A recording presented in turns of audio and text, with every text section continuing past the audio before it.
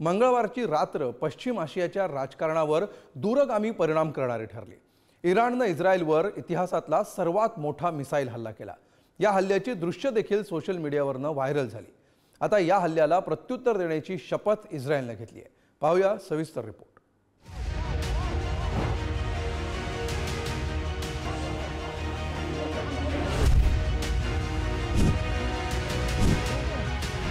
पश्चिम आशियातील स्फोटक संघर्षाचा असा भडका उडालाय, कारण इराणनं ऑपरेशन टू प्रॉमिस 2 लॉन्च करताना इस्रायलवर एकाच वेळी 200 बॅलिस्टिक मिसाइल्स टाकली आहेत। इस्रायलनं गेल्या काही दिवसांपासून इराणचा पाठिंबा असलेल्या हिजबुल्लाच्या दहशतवाद्यांविरोधात जोरदार कारवाई केली होती।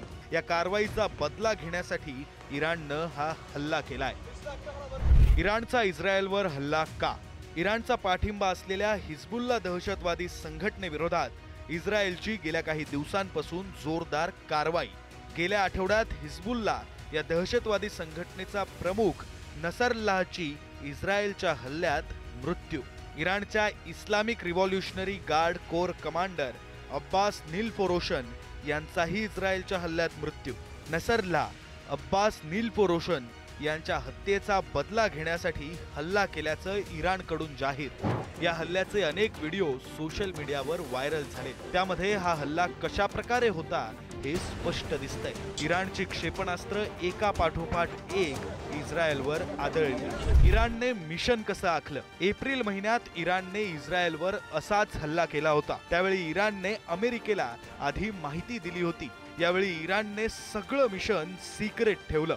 इराण इस्रायलवर हल्ला करू शकतं असा इशारा अमेरिकेनं दिला होता। अमेरिकेच्या इशाऱ्यानंतर काही तासांमध्येच इराणचा इस्रायलवर हल्ला।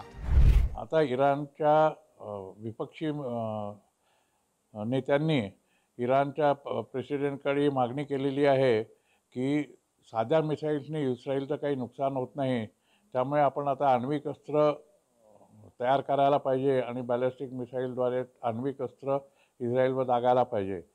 आणि इस्रायलपाशी एवढी क्षमता आहे वायुसेनेमध्ये की पूर्ण तिथनं जाऊन ते इराणवर हल्ला करू शकतात। इस्रायल आणि इराण या दोन्ही देशांमध्ये गेल्या कित्येक वर्षांपासून हार्डवेअर दिसून येतंय। या ताज्या हल्ल्यांमुळे त्यांच्यामध्ये आधीपासूनच सुरू असलेला युद्धातील तणाव हा आता टिपेला पोहोचलाय। इस्रायलचे राष्ट्राध्यक्ष बेंजामिन नेत्यानाहू यांनी इराणला किंमत चुकवावी लागणार असा इशारा दिलाय आणि त्यामुळे इस्रायल आणि इराण यांच्यातील संघर्ष आणखी भडकणार हे नक्की। ब्युरो रिपोर्ट, पुढारी न्यूज।